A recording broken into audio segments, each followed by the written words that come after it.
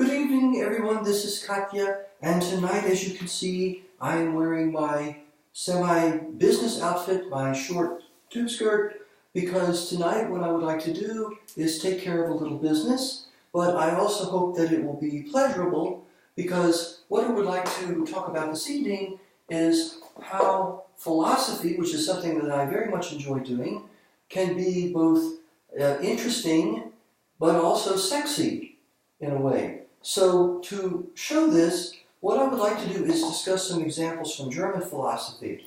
Now, the first example that I want to discuss is taken from the philosophy of Immanuel Kant. In particular, the philosophy he sets forth in Die Kritik der reinen Vernunft, the critique of pure reason. Now, Kant thinks that we make a number of what he calls empirical judgments about things in the world around us and also about ourselves. So these are judgments that we make on the basis of experiences. So I might have this experience of this yellow chair over here, and on the basis of seeing it, having this experience, I make the judgment that there's a yellow chair there. Or I might feel hungry, and on the basis of that experience, I might judge that I need to eat something.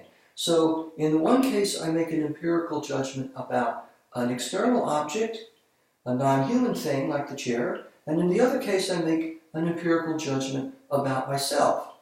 So what's happening in each case is that I'm having experiences that I then synthesize, Kant says, under concepts like chair or hunger or food or whatever, and in doing so, I make a judgment. Now, in addition, though, to empirical objects, like in the external world, or also the empirical self, Kant thinks that there are what he calls things in themselves, or Dinge an sich.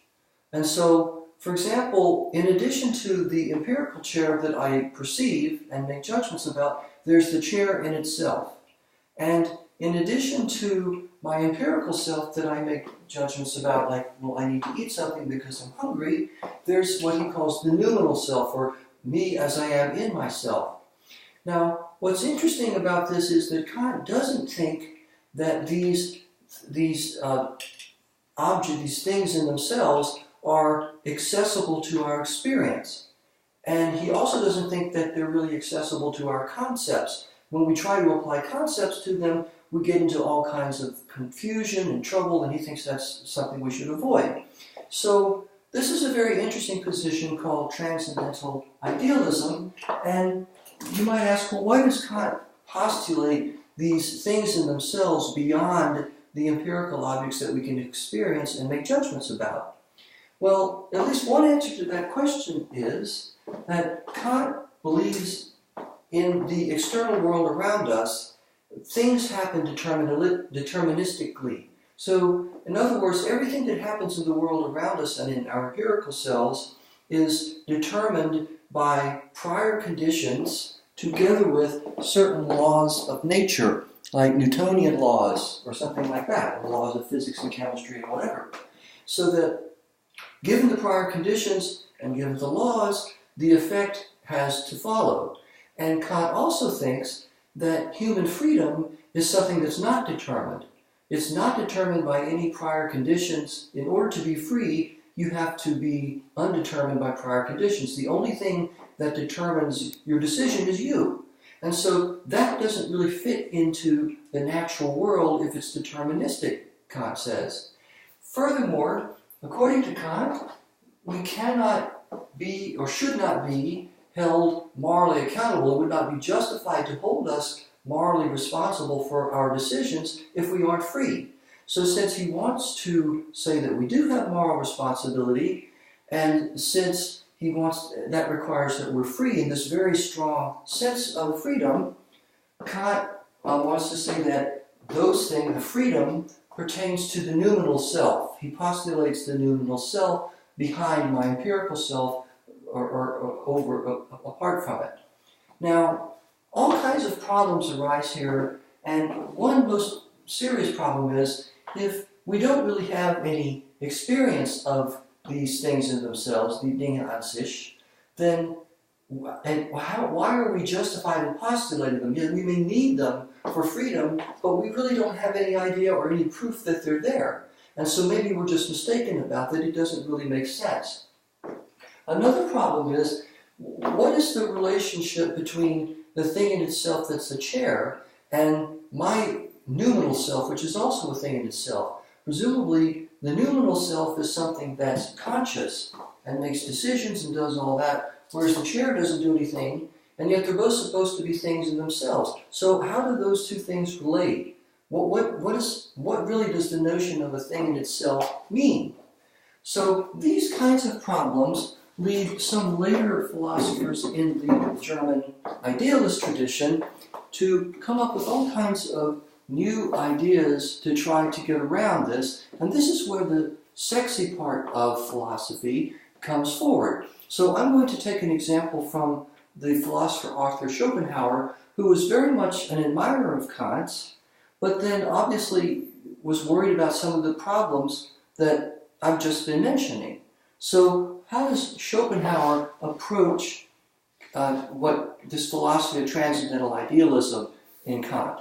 Well, Schopenhauer, and I'm working on his I'm reading his great work right now, The World as Will and Representation. Das ist die Welt als Wille und Vorstellung. And in this book, he develops a very, very interesting idea to avoid the problem with Kant's transcendental idealism. Now, what is that? Well, Schopenhauer focuses on objects in the external world, but he focuses primarily on the ones that are closest to us, and that would be our body and parts of our body like the hand.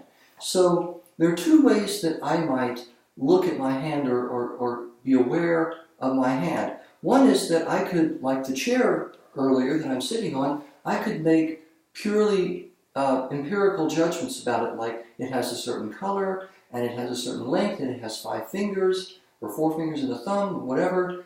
And so I could make all kinds of empirical judgments about it. So that's where I'm treating my hand as a representation or a Vorstellung. That's one way in which I might be aware of my hand. But another way I might be aware of my hand or of my body in general is to say, well, also it's something that I can move. It's something that I can, by an act of will, I can choose to raise my hand, or I can choose to cross my legs, or I can choose to lie down or stand up, or all of those various things. So, in addition to being aware of my body as an object of Vorstellung or representation, I can also be aware of my body as an object of will, something that I move through my own act of will. And Schopenhauer's sexy idea, if you will, is that the thing in itself, the innerness of things, das Inneres in German, that inner thing, in the case of my hand or my body, is this act of, is the will, my will. That's sort of like to the hand, the way the core of the apple is to the apple. That's a crude analogy, but the innerness of a thing, its inside, if you will, is actually my will, my ability to move it through my own volition. And, Schopenhauer says, in answer to the question, well, what is the relationship between the thing in itself that's the chair and the thing in itself that's this act, my hand? Well, he wants to say, look, both within the chair itself and within my hand or within my body itself, there is the same will.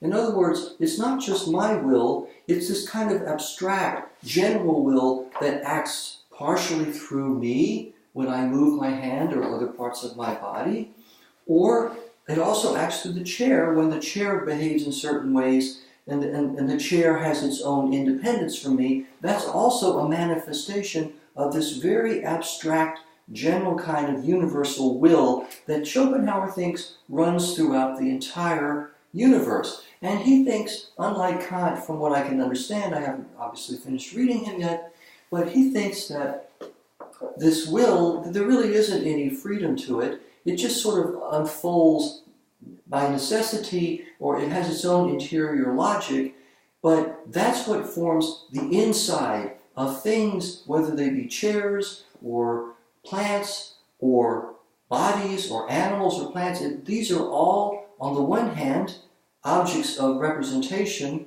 Vorstellungen, that we can make judgments about, empirical judgments about, but they're also things that behave and are motivated through this abstract will that manifests itself both in my body and also in things that are independent from me. They're all manifestations of this universal will that Schopenhauer thinks lies at the very heart of reality. Now, this is a very interesting idea, and certainly we shouldn't accept it without question. There are all kinds of questions that we might want to ask about that, and that's fine.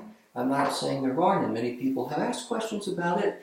But what's interesting is the way, and sexy, I think, a little bit, is the way in which Schopenhauer comes up, he takes on certain ideas from Kant, but then comes up with a very clever idea about how to get around it, which then leads to more questions that we might want to ask. And that's a good thing. That's how philosophy takes on a life of its own, and that you can become very absorbed in these various philosophical questions. Now, the last thing I want to say tonight, before I stop, is these issues continue to live on in German philosophy and also in contemporary philosophy today. Now, why is that? Well, Schopenhauer thinks, for example, he thinks that this will, this kind of abstract will that lies at the heart of reality, is almost like a prison. We find ourselves trapped in it, and it's almost like being drawn into a whirlpool or a vortex where we can't really get free of it. And it can lead to a lot of misery or a lot of problems, a lot of tension and stress. And Schopenhauer is very much influenced by certain kinds of Eastern philosophy, like Buddhism. And so he thinks that what we ought to try to do is to escape from the will, escape from this kind of will, and sort of become more kind of, not passive, but sort of relaxed and serene, to achieve this kind of state of almost like nirvana, what they would call it in Buddhism. And in other Eastern religions have different concepts for that. So he thinks that this will is something that we want to escape from. Now, by the time we get to somebody like Friedrich Nietzsche, Nietzsche thinks that although the young Nietzsche was very much influenced by Schopenhauer, he thinks that he believes, I think, in this kind of abstract will, which he will eventually come to call the will to power. This is der Wille zur Macht.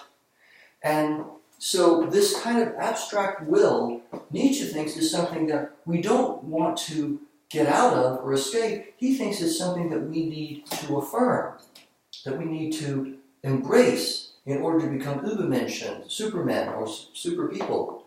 So that's a difference between Nietzsche and Schopenhauer that also deserves further attention. And Nietzsche also thinks that he believes in what he calls the eternal return. So he thinks that the same universe will continue to exist over and over and over again, infinitely many times. It already has existed infinitely many times in the past, and it will continue to do so into the future. At least on one reading of this, he takes this very, very seriously, almost as kind of a cosmological thesis. Now, the question you might ask, or that I might ask at least, is what is the relationship between, what, if any relationship, is there between Nietzsche's commitment to what he calls the eternal recurrence of the same and the will to power, this kind of abstract, quasi-Schopenhauerian will that lies at the heart of reality that Nietzsche, unlike Schopenhauer, wants to embrace and affirm. Does he need to do that, perhaps, in order to avoid certain problems with eternal recurrence, which I'm not going to get into right now? But I hope you can see from what I've said why philosophy can be very interesting, it can be very fascinating, and really grab your attention. There are all other kinds of examples that could be given. And I just wanted to give these from German philosophy, since that's what I'm thinking about now, among other things. And I hope you can see how that can be something that it can also be sexy. It's interesting and neat that people have come up with these ideas and really become invested in them, and they can be very excited. And it actually makes your life more interesting on all fronts when you have things like this to think about. So that's all I wanted to say tonight, and I hope that you enjoyed my mini philosophical lecture in my mini skirt, and I look forward to talking to you next time. So until then, this is Katje, and I wish everybody a good evening. Thank you for joining me. Good night.